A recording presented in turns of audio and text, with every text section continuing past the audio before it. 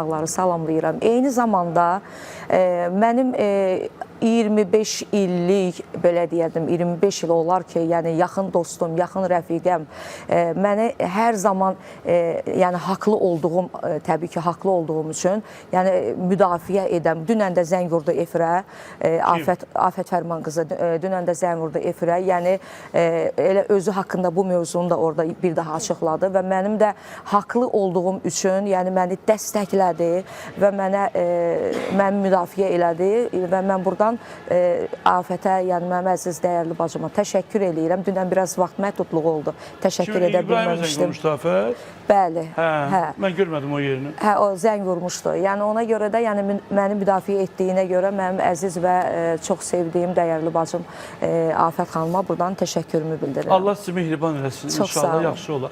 Çaşarsın, Afətin açınca quyruğuna deyərsən, onda bilərsən ki, əziz anam, can anam, gözəl mehriban anam, böyütdükcə sən məni